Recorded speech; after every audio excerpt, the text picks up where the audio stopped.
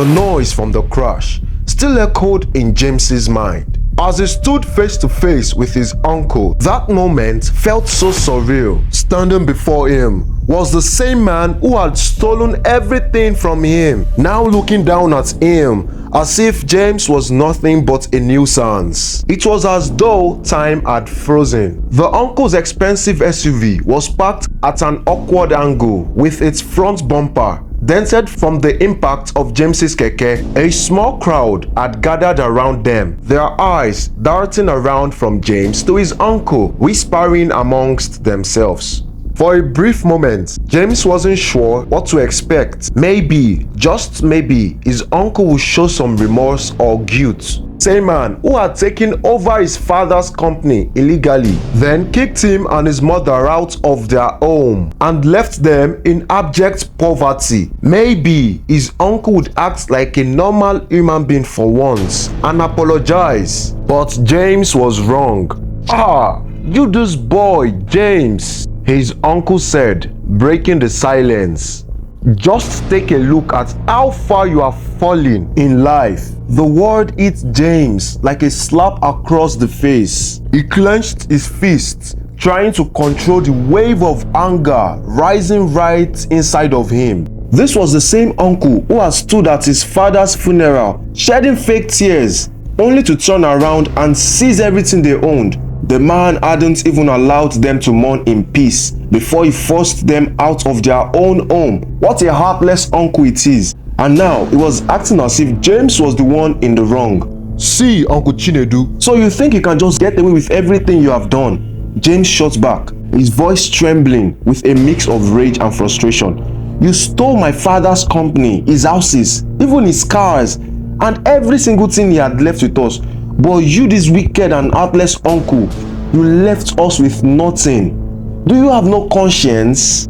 His uncle smirked, folding his arms across his chest. "Conscience?" he asked, almost laughing. "In this world, James, it's survival of the fittest. Your father was weak, and that's why he failed. I did what I had to do to protect the company anyways, to make sure it didn't collapse under his mismanagement." James couldn't believe what he was hearing. Was this really how his uncle saw things? That he was the hero in all of this? "You called throwing us out on the streets protection?" James asked, stepping closer. "My mother died because of you." The crowd murmured. A few people looked at Uncle Tunde in disbelief, but most stayed quiet, unsure of what to make of this confrontation. James's heart pounded in his chest. His emotions were all over the place. He had dreamed of this moment, of finally confronting the man who had ruined his life, but it wasn't going the way he had imagined. There was no regret in Uncle Chinedu's eyes, no single shame. Uncle Chinedu took a step closer, his voice slow but firm. "See, you can shout all you want, James. You are nothing but a keke rider. Who is going to believe you? So you think anyone will side with you in court? Do you know who I am? I have connections, powerful people who can make you disappear if I want." James felt a chill run down his spine. The crowd was starting to thin out. People were wary of getting involved, especially after hearing Uncle Chinedu's threats. He was right about one thing. His influence ran deep. James had seen it firsthand over the years. The man was untouchable. But something inside James refused to give up. He had lost too much already. His mother's face flashed in his mind, reminding him why he had been fighting. He couldn't let fear stop him now. Not when he was this close to finally getting justice. "See, uncle, I don't care who you are or what you think you can do," James said, his voice steady despite the fear gunning at him. "I will take back everything you stole. I'm not that little boy you threw out anymore." Uncle Chinedu chuckled, shaking his head. "You think this is some movie, James? You don't just walk into a man's life and take what you think is yours. This is reality, and in reality, I have already won. You are nothing." The words stung, but James stood his ground. Before he could respond, a figure emerged from the crowd, a man dressed in a simple suit with an air of quiet authority. He walked up to James and handed him a card. "You will need this," the man said. "I have been watching. There is more to this than you realize." James blinked in confusion. "Who are you?" The man smiled slightly. "Let's just say I knew your father. He wasn't the weak man your uncle makes him out to be. If you want to uncover the truth, call me." With that, the man turned and walked away, leaving James clutching the card in his hand. He glanced at it. No name. Just a phone number. His mind raced with questions. Who was this man? And what truth was he talking about? As Uncle Tunde climbed back into his SUV, still smirking, James knew one thing for sure. This was far from over. James stood there, staring at the card in his hand. The noise of the market and the sounds of the street seemed distant, as if the world had paused for a moment. The card felt small but heavy, like it carried the weight of all the years of suffering he had endured. Who was this man? Why did he give James his number? "Bro, wetin happen?" a fellow keke rider called out, snapping James out of his thoughts. James shook his head. "Nothing," he muttered, tucking the card into his pocket. His mind was still racing. That man had said he knew his father and that there was more to the story than James realized. But what did he mean by that? James didn't have much time to dwell on it. Life on the streets of Lagos didn't slow down for anyone. He had to continue his day, making trips to earn his daily bread. But throughout the day, the card burned in his pocket. He couldn't shake the feeling that this could be the breakthrough he had been looking for. Later that evening, after a long day of driving, James returned to his one-room apartment. The small space was barely enough to fit a bed, a table, and his few belongings. It was a far cry from the life he had once known, back when his family was well off, living in luxury. He sat on the edge of the bed, pulling out the card again. It was a simple card, just a number written on it, no name and no business title. For a good while, James debated whether to call or not. What if it was a trap? What if his uncle had sent this man to mess with him, just to crush whatsoever little hope James had left? But the word of the stranger kept echoing in James's mind. Your father wasn't the weak man your uncle paints him to be. James had always believed that his father was a good man. His mom had always told him stories of how hard his father worked just to build the steel company from nothing, and how he always puts his family first. But immediately after his death, Uncle Chinedu had painted a very different picture, claiming that James's father had mismanaged the business, that he was weak and irresponsible, and for many years, James had been forced to live with that lie. Taking a deep breath, James reached for his old phone and dialed the number on the card. His hands were shaking slightly as he pressed the call button. The phone rang once, twice, 3 times before someone picked. "Hello," a calm voice answered. "Hello," James replied, his voice steady. "I was the one you gave your card today, by the road." There was a brief pause on the other end. "Ah, yes. I was expecting your call. My name is Mr. Adewale. I know this must be a confusing time for you, but I assure you, I am here to help." James frowned. "Help? How? I don't even know who you are." Mr. Adewale's voice remained calm. "I was a close friend of your father. We worked together in his company before everything went south. There are things you don't know about what really happened. Your uncle didn't just take over by accident. He had been planning it for years." James's heart raced. "What do you mean? I thought my father, I thought he was mismanaging things." "Well, that's the story your uncle wants everyone to believe," Mr. Adewale said, his tone serious now. "But your father wasn't at fault. In fact, he was doing everything right. Your uncle, on the other hand, was sabotaging things from the inside. He wanted control and he got it." James felt a lump form in his throat. All these years, he believed his uncle's lies. But now, hearing this, it was like the pieces of the puzzle were finally starting to come together. His father had been betrayed by his own brother, and James had suffered because of it. But how do I prove this? James asked, his voice full of frustration. It's been years and I have nothing.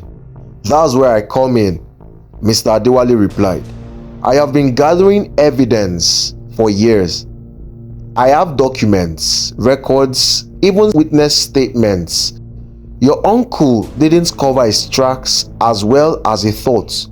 If you are willing, we can take him to court and reclaim what is rightfully yours. James sat back, overwhelmed by the flood of emotions. Could it really be that easy? After all these years of struggle and pain, was there finally a chance for justice? What do I need to do? James asked, determination building in his voice. I will set up a meeting with a lawyer, Mr. Adewale said. This won't be easy and your uncle won't go down without a fight. But with the evidence we have, we stand a good chance. James nodded, even though Mr. Adewale couldn't see him. For the first time in years, he felt a spark of hope. Maybe this was the beginning of the end of his uncle's reign of terror. Maybe, just maybe, he could get back everything that had been taken from him. Thank you, James said quietly, his voice thick with emotions. Don't thank me yet, Mr. Adewale replied. We have a long road ahead, but together we can win this. As James hung up the phone, he felt something he hadn't felt in years. Hope. It wasn't going to be easy, but for the first time, he had a glimmer of hope that his life could change. James woke up the next morning with a strange feeling in his chest. For the first time in a long time, he had hope. The conversation with Mr. Adewale from the previous night was still fresh in his mind. Could this really be the start of a new chapter in his life? Could he finally fight back against the uncle who had stolen everything from him and ruined his family?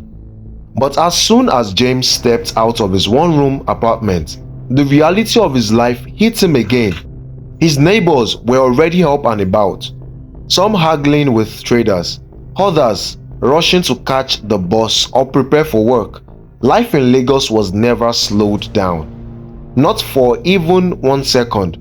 James walked past the bustling streets, heading for his keke, parked a few streets away. Even with the promise of change, he knew he still had to earn a living for today. As he started his engine and began his daily hustle, the words of Mr. Adewale rang in his ears. Your uncle didn't cover his tracks as well as he thought. We have enough evidence to take him down. It all sounded good, but James was no fool. He knew his uncle, Chinedu, was a powerful man. This wasn't just some small issue that could be resolved overnight. His uncle had connections, money, and a ruthless streak that James had seen firsthand. This wouldn't be a smooth journey. By mid-morning, James decided to take a break. The sun was blazing and his stomach rumbled with hunger. He parked his keke near a small buka, grabbed a plate of rice and beans and sat down to eat. As he ate, his mind wandered back to the past. He thought about his mother, how she had cried when Uncle Tunde forced them out of their house. He remembered the days they spent wandering, looking for a place to stay until a kind stranger took them in. He remembered her last words before she died. James, you must fight. Don't let him win. But even with all the memories flooding back, a part of James was still scared. His uncle was not someone to mess with. And James knew that once Uncle Chinedu found out about this, he would not take it lightly. He pushed the thought aside for now and focused on finishing his meal. Later that evening, James got a call from Mr. Adewale. Hello? "I have set up a meeting with the lawyer," he said. "Can you come tomorrow morning? It's important to move very fast." James agreed, but as he ended the call, a feeling of unease settled in his stomach. What if this was a trap? What if Uncle was already one step ahead of him? His uncle was known for his connections with the police and other influential people. He could make things disappear in the blink of an eye. The next day, James arrived at the lawyer's office. It was a small building tucked away on a quiet street, far from the noise and chaos of the main road. The lawyer, a middle-aged woman named Mrs. Oyetola, "Greetings, James," with a firm handshake, and invited him into her office. Mr. Adewale was there already, sitting across the desk with a stack of papers in front of him. "We have been working on this for a long time," Mrs. Oyetola said, "Getting straight to business. Your uncle's takeover of the company was done in a very shady manner. We have enough evidence to file a case in courts, but I have to be honest with you, James. This won't be an easy battle." James swallowed hard. He already knew this, but hearing it from the lawyer made it feel more real. "I understand," he said quietly, "but I have nothing left to lose." Mrs. Oyetola nodded. "That's the spirit. Now, we need to gather a few more documents and prepare for a formal filing. But once your uncle gets wind of this, things might get dangerous. You need to be careful." The thought of facing his uncle again after all these years filled him with both fear and anger. "What do you mean by dangerous?" he asked. "Your uncle has powerful friends," Mr. Adewale chipped in. "He could try to intimidate you or even bribe some officials to slow down the case. We need to be prepared for anything." James nodded slowly. He had expected this. After all, Uncle Chinedu wasn't just an ordinary businessman. He was a man who thrived on power and control. For years, James had been afraid of him. But now, with the support of Mr. Adewale and Mrs. Oyetola, he felt stronger. As the meeting wrapped up, James thanked both of them and stepped out into the street. The air outside was heavy with humidity, and the sky was overcast, as if a storm was brewing. James felt the same storm brewing in his own life. His mind was racing with thoughts of what might happen next. He knew this was just the beginning, and there was no turning back. The wheels had just been set in motion.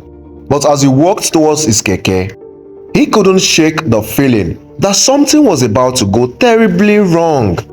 His uncle would not let this go without a fight, and James had to be ready for whatever came next. James couldn't shake the feeling of dread that followed him after leaving the lawyer's office. It was like a heavy weight on his shoulders, refusing to go away. As he drove his keke through the busy streets of Lagos, the honking of cars, the shouting of traders, and the constant movement of people around him became background noise. His mind was elsewhere, locked on the battle that lay ahead. The thought of confronting his uncle, Chinedu, still made his stomach churn. This man had ruined his family, taken everything from him, and caused his mother's death. Yet, he was preparing to face him after all these years. The irony wasn't lost on him. He had spent so long trying to forget the pain, and now he was being forced to reopen old wounds. That evening, as James returned home, he received an unexpected visitor. It was Kemi, his childhood friend and neighbor back when things were good. She had heard about his situation and came to check on him. They hadn't spoken in years, but seeing her brought back memories of simpler times. "James, I heard what is going on," Kemi began as they sat outside his small apartment. "Are you really going after your uncle?" James nodded, feeling a sense of relief that someone outside his new circle knew the burden he was carrying. "Yes, I have no choice," he replied. "It took everything from us. I can't just let it go." Kemi sighed. "I understand. But you have to be careful. Your uncle is a dangerous man, and you know how these things go in this country. It's not just about having the evidence. Sometimes, the system works against people like us." James nodded. He had heard about it before.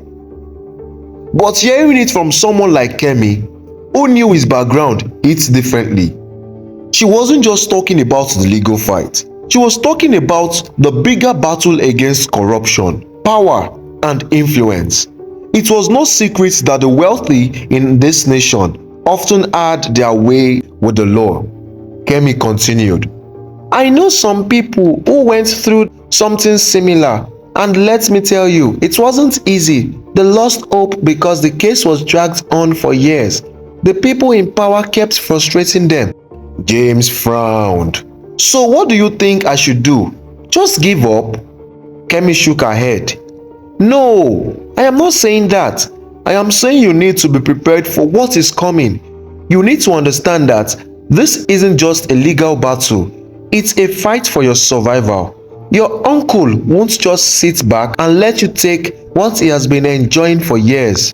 James clenched his fist. He knew Kemi was right, but he had already decided that giving up wasn't an option.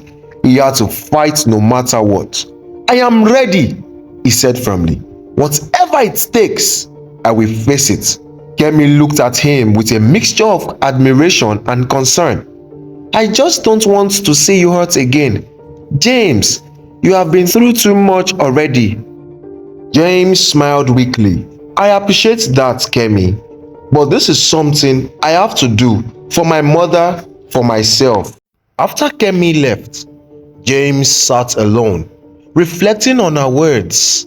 He knew she was only trying to protect him, but her visit made him even more determined. He couldn't live the rest of his life in fear of his uncle.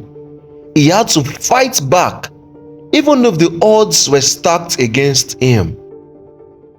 The next day, as James went about his usual routine of picking passengers and navigating the chaotic Lagos traffic, he noticed a black SUV following him.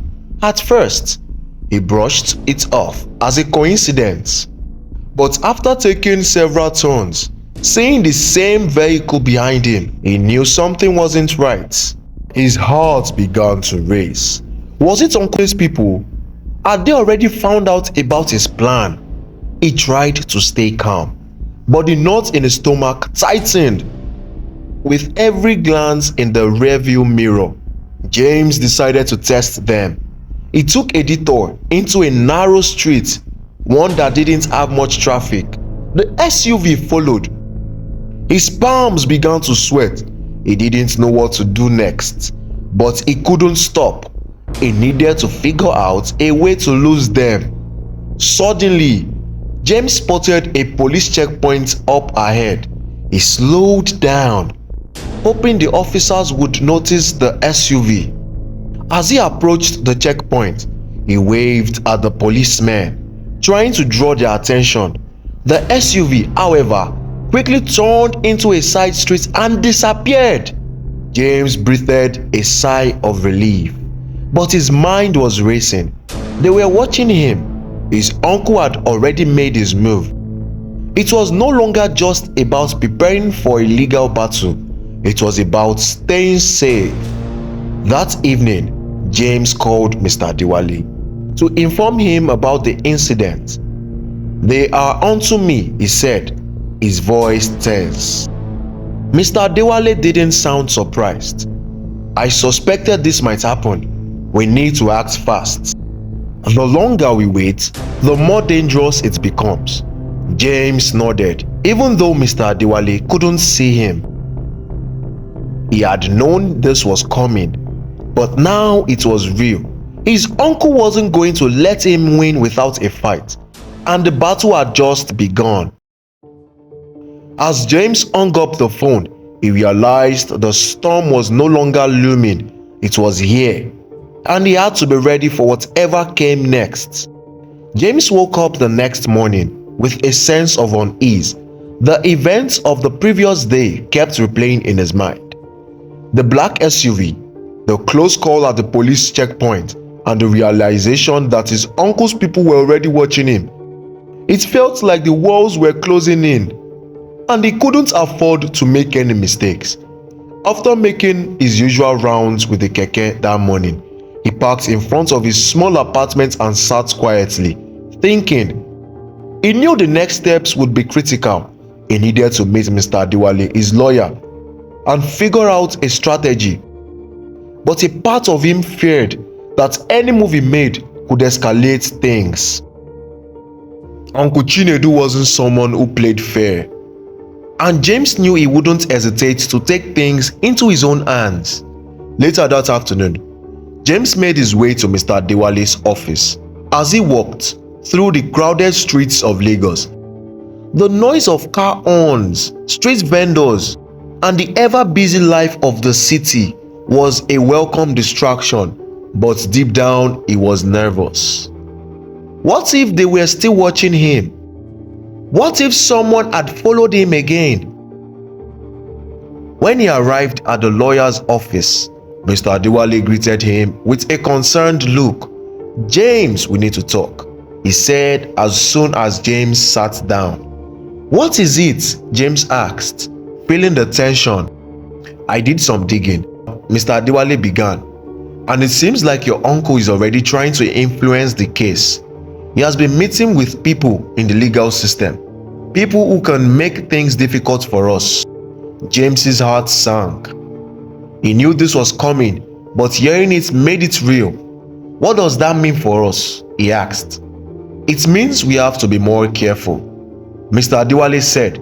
"Your uncle has money, and he is not afraid to use it. He is already trying to slow down the process, create roadblocks, and make sure we don't get a fair hearing." James clenched his fists. "So what do we do now? How do we fight him?" Mr. Adewale leaned back in his chair. "We need to play smart. I have already filed the necessary paperwork to start the process of reclaiming your inheritance.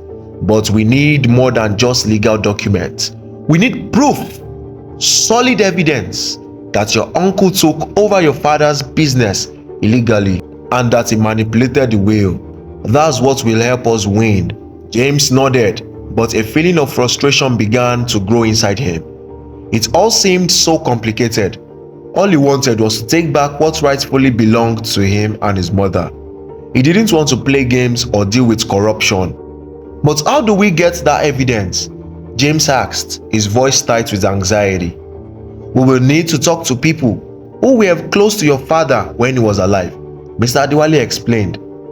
"There must be someone who knows the truth about what happened, maybe one of his old business partners or employees. We need someone who can testify against your uncle." James sighed. It was starting to feel like an impossible task. His father had been dead for over 15 years, and most of the people who had been involved in his life back then were long gone or had moved on. "I don't even know where to start," James said quietly. "Well, we will figure it out," Mr. Adewale reassured. "I will make some calls and we will start digging into your father's old business records. There is always a trail. It's just a matter of finding it." As James left the lawyer's office, his mind was racing. He knew this wasn't going to be easy, but now it felt like he was being pulled into something bigger than he had expected. The more they dug, the more dangerous it became. His uncle was powerful, and if he was already trying to manipulate the system, who knew what else he was capable of? Later that evening, James sat in his small apartment, staring at the walls. His phone buzzed, and when he checked the message, his heart skipped a beat. It was from an unknown number. The message read, "Stay away from this if you know what is good for you." James froze. His fingers tightened around the phone. It had to be from his uncle's people. They were threatening him now. He felt a wave of anger wash over him. How could somebody be so heartless? How could his own uncle, the man who had been his father's younger brother, be capable of such evil? James quickly deleted the message. his mind spinning with fear and frustration. He didn't know what to do. Should he tell Mr. Adewale? Should he go to the police? But what could they do? His uncle had connections everywhere, and James was just one man with no real power. As the night dragged on, James couldn't sleep. Every noise outside his window made him jump. The shadows on the walls seemed to move, and his thoughts spiraled into paranoia. What if they came for him? What if they came after him? What if they tried to harm him to stop the case? By morning, James was exhausted, but his resolve had hardened. He knew now that backing down wasn't an option. His uncle was playing a dangerous game, and if James didn't fight back, he would lose everything once again, and maybe his life. He got out of bed, determined to move forward. The battle had only just begun, and no matter how scared he was, James knew he had to see it through to the end. There was no turning back now. James woke up feeling drained. His body was tired, but his mind wouldn't rest. The threat from the mysterious text the night before haunted him.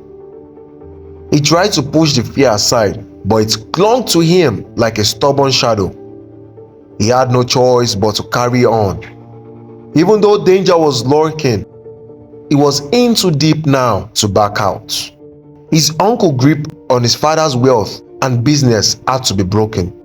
That morning, as he prepared to head out for his usual keke rides, he couldn't shake the feeling that something was about to happen. Life in Lagos was unpredictable, but now it seemed like everything around him was building up to something big. James, you need to be careful. A voice called out from across the street. It was Mr. Bello, his neighbor, a retired civil servant who always had an eye on everything that went on in their area. "Good morning, Baba Bello," James greeted, trying to force a smile. Mr. Bello walked closer, his face serious. "I don't know the full story, but I hear people talking about your uncle. The man is powerful. Don't underestimate him." James nodded, not wanting to discuss the matter further. "I won't. Thanks for looking out for me," as he drove off to start his day. James kept thinking about the uncertainty that lay ahead. Every turn he made with his keke seemed like a metaphor for the twists his life had taken. One minute he was just a boy with a promising future, and now he was fighting for his very survival with his late father's legacy at stake. Midday, James found himself parked by the roadside, waiting for passengers. As he glanced around, he noticed a black car parked a few meters away. It looked familiar. His heart started to pound. Was that one of his uncle's people? Were they following him again? Just as his mind was racing with thoughts of danger, an older man approached him. He was well dressed, with a kind face, but there was something about his eyes that held a world of experience. "Good afternoon, my son," the man greeted as he stepped into James's keke. "Good afternoon, sir. Where are you going?" James asked, trying to calm his nerves. "I need to get to Ikeja," the man said, settling into the back seat. James started driving, but something about the man felt different. As they moved through the busy streets of Lagos, the man asked, "Do you believe in fate?" James was caught off guard. "Sir? Fate? Destiny? Do you believe that some things happen because they are meant to, no matter how hard you try to fight it?" James wasn't sure how to answer. "I don't know, sir. I have been through a lot in my life. Sometimes it feels like things are just out of my control." The man smiled, as though he understood more than he was letting on. Life is like that. We fight, we struggle, but some things are written long before we even begin. James remained silent, focusing on the road, but the man's words lingered in his mind. Was his fight against his uncle Chinedu part of some bigger plan? Or was he just wasting his time chasing a battle he couldn't win? They arrived at Ikeja, and the man reached into his pocket for the fare. As he handed James the money, he paused and said, "You remind me of someone I used to know. A good man who fought for what was right, no matter how hard it seemed." James blinked in confusion. "Who, sir?" The man's expression softened. "Your father." James froze. "You knew my father?" The man nodded slowly. "I was one of his business partners many years ago. Your father was a man of principle. He built that iron steel company from nothing, with his blood and sweat.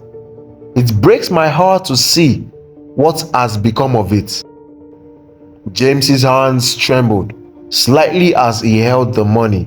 "Why didn't you reach out all these years after he died?" "I tried," the man said, his voice heavy with regret. "But your uncle, he made sure no one could get close. He took over everything before any of us could even help." James felt a wave of anger mixed with sadness wash over him. "He ruined everything." The man nodded. "Yes, but it's not too late. I have been watching from a distance, and I believe you can still take back what is rightfully yours. Your father's legacy doesn't have to die with your uncle's greed." James looked at the man, his heart racing. "What do I need to do?" The man handed him a small piece of paper with a phone number written on it. "Call me tomorrow. There are things you need to know. People who are still willing to help, but be careful. Your uncle won't go down without a fight." James took the paper, his mind spinning. "Thank you, sir. I don't even know your name." The man smiled gently. "Call me Mr. Olamide. We will talk soon." As the man walked away, James sat in his keke, staring at the piece of paper in his hand. He couldn't believe what had just happened. This was the break he had been waiting for. Someone who knew the truth about his father's business and willing to help him fight back. But with the glimmer of hope came a new sense of danger. His uncle wouldn't take kindly to this. The stakes were higher now, and James knew that whatever happened next, he had to be ready for anything. The game was no longer just about survival. It was about winning back everything that had been stolen from him. The following day, James woke up with a sense of urgency. The meeting with Mr. Olamide had stirred something deep inside him. A mixture of hope and fear. Hope that he could finally reclaim what was rightfully his, and also fear of what his uncle might do if he found out James was planning a fight. James had not told his wife, Mary, everything yet. He didn't want to worry her unnecessarily. But today, as he sat on the edge of their bed, staring at the small piece of paper Mr. Olamide had given him, he knew he couldn't keep her in the dark any longer. "Mary, we need to talk," James said, turning to her. Mary, who was also getting ready for her market runs, paused and gave him a curious look. "What's wrong? Why do you look so serious?" James sighed and ran his hand over his face. "It's about my uncle. I met someone yesterday, someone who knew my father." Mary's eyes widened with surprise. "Knew your father? From where?" "He used to be one of my father's business partners. His name is Mr. Olamide. He told me that there are people who still want to help me take back my father's company." Mary sat down beside him, her expression a mix of concern and curiosity. "James, this sounds serious. Are you sure this man is telling the truth?" "I think he is. He gave me his number and he asked me to call him today. He said he could help, but he warned me to be careful." Mary looked down at her hands, her mind clearly working through the information. "So what now? Are you going to call him?"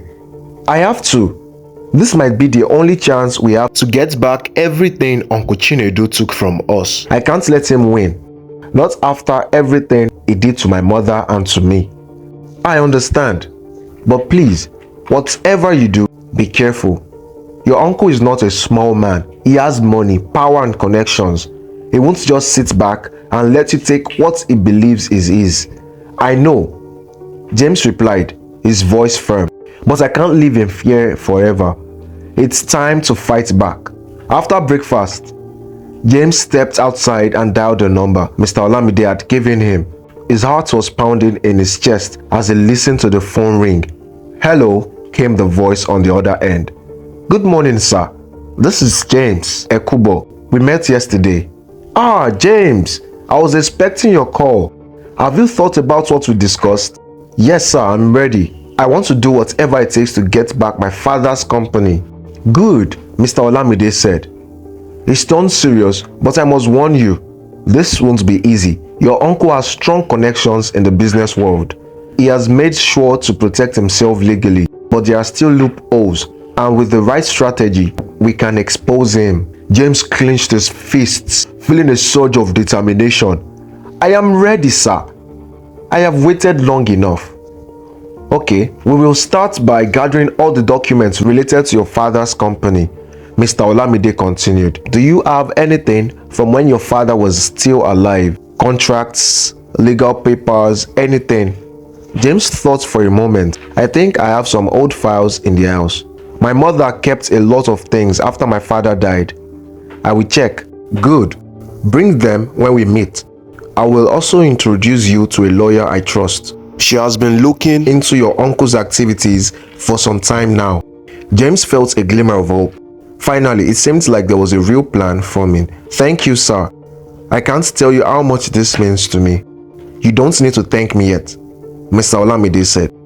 "This is just the beginning. Be prepared for a tough battle ahead." James ended the call and leaned against the wall, feeling a mixture of excitement and anxiety. This was it.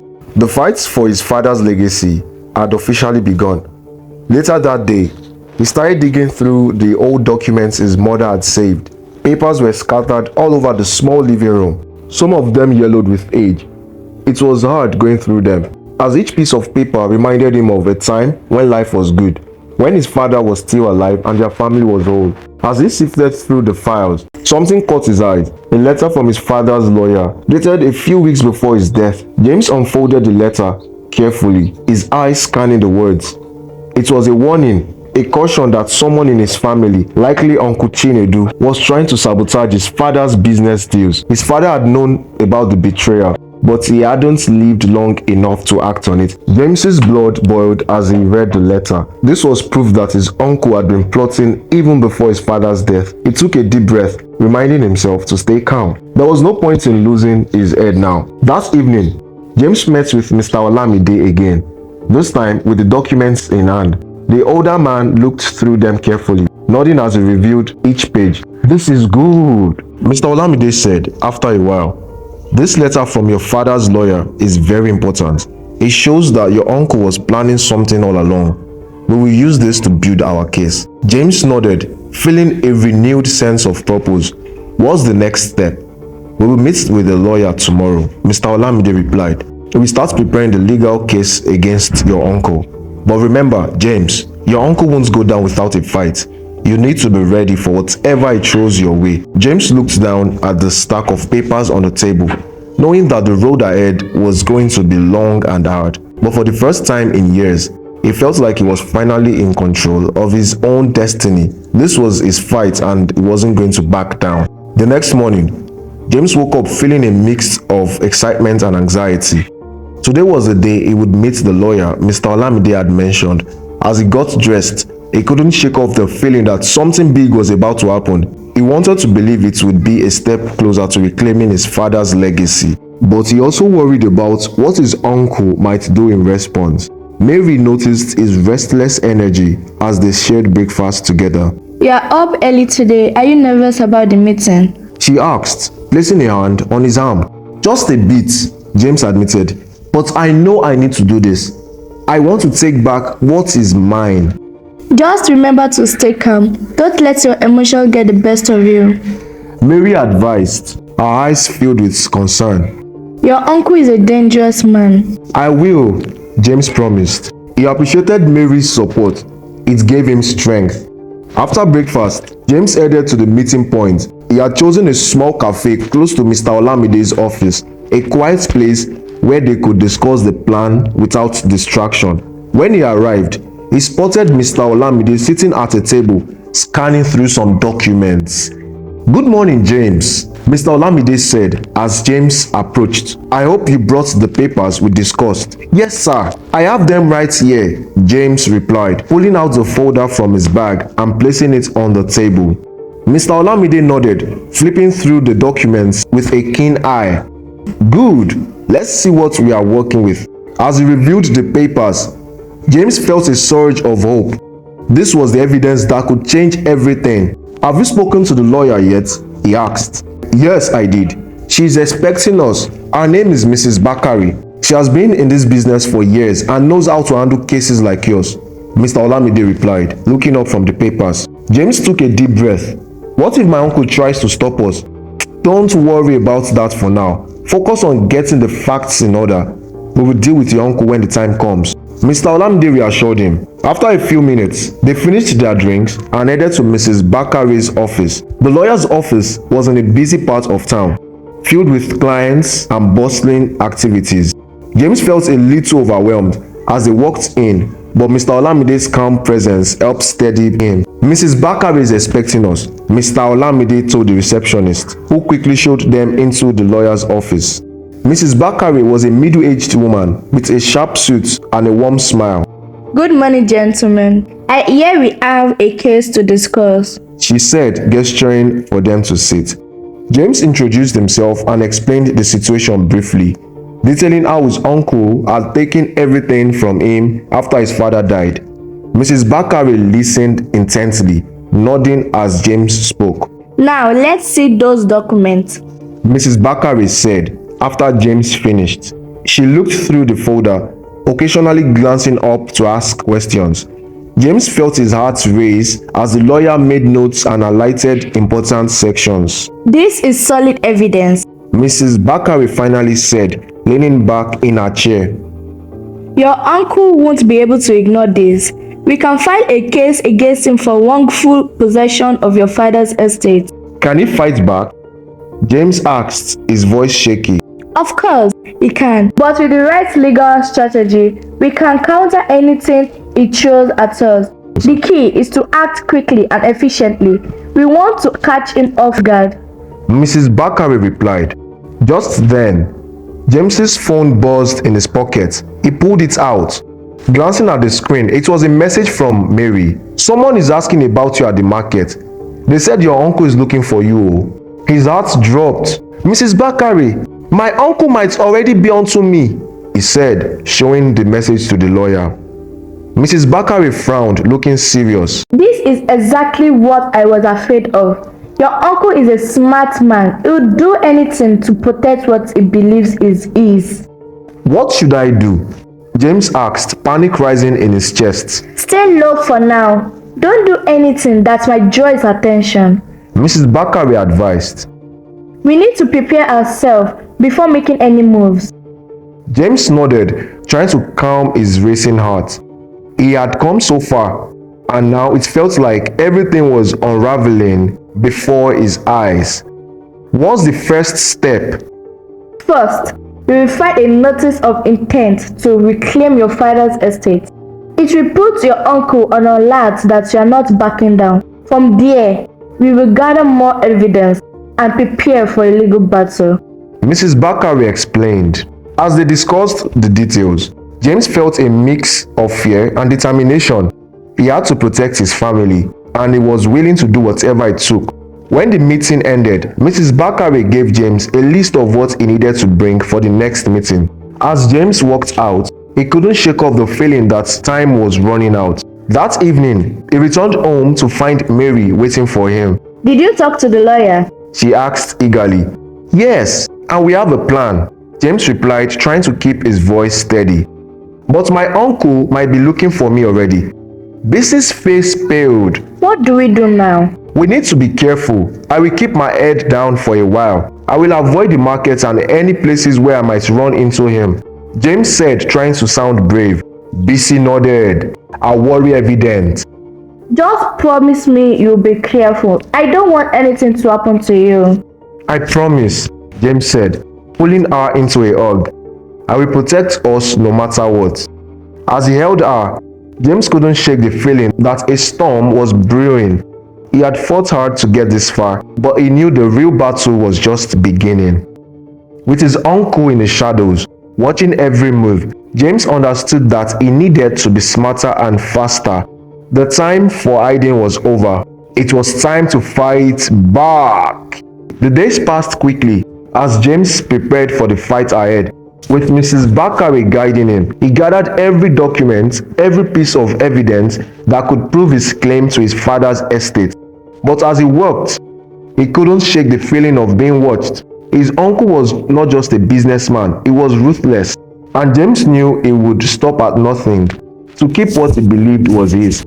Mary stayed close to him during this time. They would sit together in the evenings, discussing their plans and keeping each other's spirits up.